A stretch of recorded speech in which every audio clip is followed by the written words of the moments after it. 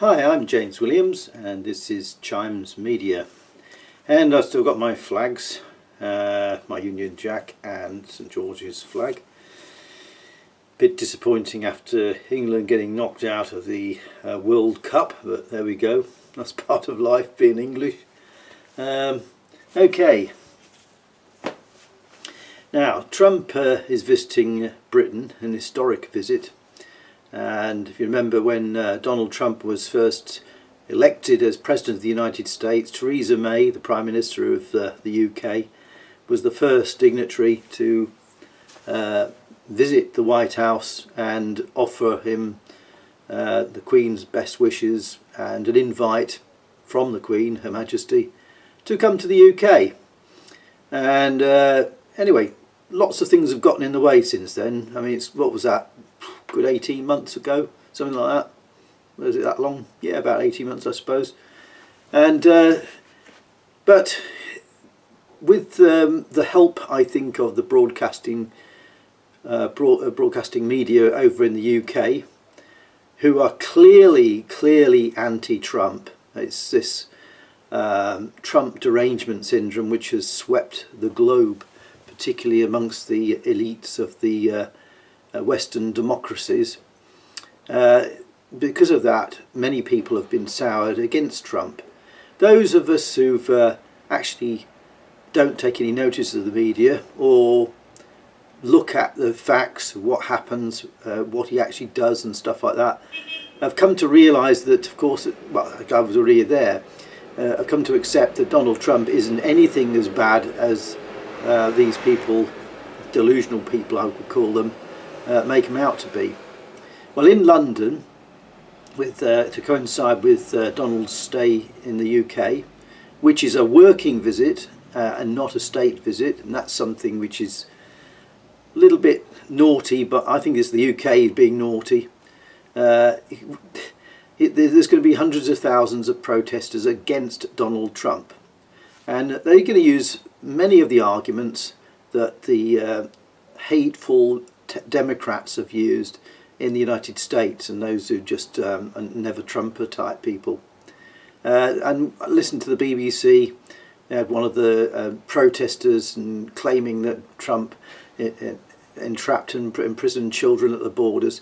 That has been debunked so many times. I don't need to go on about it this time because, you know, it was the evidence is in, and Trump has done nothing wrong on this. In fact, he's done a lot better than the previous presidents. But they don't want to listen to that. They don't want to hear that because they've made up their minds that Trump is an evil bigot, a xenophobe, as it was used, the word used, and all kinds of colourful language to describe him. And I wondered as well, are they all suffering? Is this Trump derangement syndrome a form of cognitive dissonance?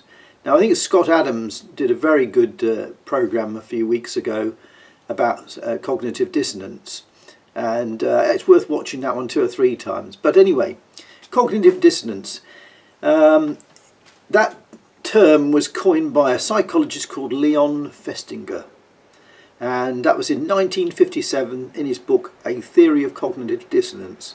And this is the sort of definition that's been given of it. It's a theory of cognitive dissonance centered on how people try to reach internal consistency. He suggested that people have an inner need to ensure that their beliefs and behaviours are consistent. Inconsistent or conflicting beliefs lead to disharmony, which people strive to avoid. Well, if you've got, I think he goes on to give a few examples. For example, it was that you know, okay, smoking is bad for you. So you get a smoker, and they can either accept that smoking is bad for them and carry on doing it because there's some benefit they see from it, or they can deny all the health reports and say, well, it's nonsense, it's over-exaggerated, and the benefits outweigh the disadvantages of it. And that's a form of cognitive dissonance. What it is in terms of Trump derangement syndrome is that I think myself it all stems to the fact that they were really disappointed that Hillary Clinton did not win the 2016 presidential election, and they were all geared up for it. It's nothing to do with whether she was going to be good or bad. It's because she was a woman. Because she was a woman, she would have been the first woman president, Madam President, right? And would have broken the so-called fictitious glass ceiling. It's interesting they never look at down below and say, what about the concrete floor that the men fall below? You never mentioned that. I think they were geared up for and assumed, convinced before the votes were counted that she was going to win. And in fact, the Women's March that they had in inauguration day for Trump was actually originally arranged for a celebration event for Hillary Clinton becoming elected president. And of course people had already booked their flights and hotels to come there. And what were they going to do? Well, let's turn it into an anti-Trump rally. You know, that's what that was used for. And so they've turned this obsession with feministic thinking, which I have to say, again, feminism is strongly linked to Marxist ideology, and they turned this obsession from feminist thinking into hatred against the person who stood against her, that defeated her, Donald Trump. There's nothing he can do which will make it right in their minds. Fortunately, some people are waking up out of their trance. And it is a very serious thing, because it's caused the breakup of families, it's caused fights, people have been killed because of this nonsense. But here we have in the UK, Donald Trump coming to Britain, and he's virtually completely avoiding London. You know, he's going to see the Queen, I think it's at Blenheim Palace, maybe Windsor Palace. He's going to meet Theresa May at Chequers, he's going off to a golf course. I believe he's coming to my home city of Portsmouth, or that's supposedly hushed up. By the time you get this, it'll be over and done with. And there's going to be some sort of joint exercise between the American forces and the British ones. Donald Trump is a very pro-visiting US military when he's abroad. So that's quite within keeping of his behaviour. And good luck to him. That's how he should be. I think that's a credit to him. Another credit to him, I should say. So the delusional people are influenced in the UK through the media. How would you get your news otherwise? You know, my wife, bless her, decided back in 2012 no more TV. She asked me about it. She didn't just unilaterally decide it. Should we get rid of the TV? It talks a load of rubbish. I agreed. And then we have no TV. So we do our research through other means. I still listen to a bit of radio, but it really does annoy me because most of it's BBC rubbish, unless you like music, and then there's an alternative. And so most people get their media, their news stories through the vetted channels of the BBC. And the thing is, at the moment, he's coming here when Theresa May has started to fall apart, I think, with her government. They've had, they've had 2 ministers resign. They've had a couple of vice presidents, I think it was 1 or 2, also resigned. There is great dissatisfaction with her proposal on Brexit, which he's turned into a white paper. Theresa May, to me, and I'm speaking as who would be a Conservative voter, and I was a Conservative member, a member of the party. And Theresa May, to me, I can't vote for her. I can't vote for this person. She is a declared feminist, and I hate to sound prejudicial against them, but I'm very wary of feminists. Feminism to me means man-hating, simple as that. It's to do with seeing the oppressed group, women, being oppressed by the male group and through patriarchy. Well, there's loads of evidence to dispute that, but she's one of them. So I am very sceptical about her, and have been for many years.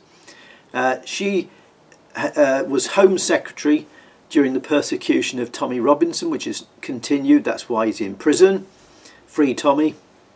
And it's totally bogus charges. I couldn't see, if he was a woman, I doubt whether he'd be in prison, because the feminist lobby would have gone nuts over that, or would they? Because they don't seem to be very nice towards conservative women, do they? It's only women that happen to be lefties. That's what it seems to be. So I don't like Theresa May. She's undermined David Davis, who was the secretary in charge for the negotiations for with Brexit and the Europeans. She was working behind his back, producing her own dossier, and that's quite within keeping of her. That's how she does things. And the manifesto they produced in 2017 for the doubtfully successful general election, which cost Conservatives seats, that was full of controlling the internet, about powerful women, all kinds of bigoted stuff. That they threw that away. Well, they might have thrown the actual paper away, but they kept the principles. And we're seeing what's happening with the shutting down of free speech and attempts to do that. Well, she's going to push ahead. She's a dictator. She is a dictator, and she's a lefty dictator. She might call herself conservative. She's conservative in name only, but she's got to be the most left-wing conservative prime minister we've ever had in this country. So I'm kind of disappointed about things at the moment. I'm hoping that Donald Trump will tear a strip off her, because she needs that. I believe he's not very keen on her anyway. He sees her as a bit marmish.